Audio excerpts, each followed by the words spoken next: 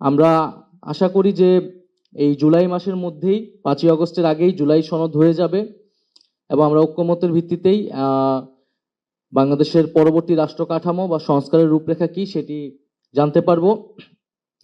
এখানে নির্বাচনের তারিখ নিয়ে অনেক আলোচনা হচ্ছে, কিন্তু আমাদের দলীয় মত হচ্ছে যে আমরা বিচার, সংস্কার এবং নির্বাচন, সেটি গণপরিষদ নির্বাচনের কথা বলে আসছি। যদি জুলাই সনদ ঘোষণার আগেই নির্বাচনের তারিখ ঘোষণা হয়ে যায় তাহলে আসলে সংস্কার প্রক্রিয়া ব্যাহত হবে বলে আমরা মনে করি। কারণ নির্বাচনের তারিখ ঘোষণার সাথে রাজনৈতিক দল একে অন্যের প্রতিদ্বন্দ্বিতায় চলে যাবে এবং রাজনৈতিক পরিস্থিতি, মাঠ পর্যায়ের পরিস্থিতি, তৃণমূলের পরিস্থিতি সম্পূর্ণ পাল্টে যাবে এবং এই প্রশাসনও কতটুকু নিরপেক্ষ থাকবে, সরকারের নিয়ন্ত্রণ থাকবে সেটি নিয়েও প্রশ্ন আছে।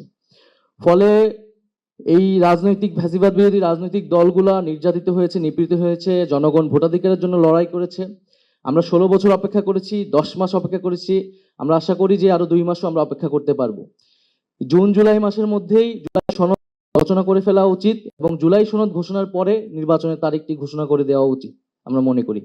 কারণ জনগণকেও আমাদের আশ্বস্ত করতে হবে, এই সরকারের দায়িত্ব যে ভবিষ্যৎ বাংলাদেশ, এই বাংলাদেশের শাসনতান্ত্রিক পরিবর্তনটা কি হবে, শাসন ব্যবস্থার পরিবর্তন কি হবে, কি কি মৌলিক সংস্কার হবে, আবার রাজনৈতিক প্রয়োজন যে নির্বাচনের তারিখটি কবে হবে। তাই সেক্ষেত্রে আমি আহ্বান জানাবো যে জুন জুলাই মাসের মধ্যেই জুলাই সনদটি তৈরি করে আমরা যাতে 5ই আগস্ট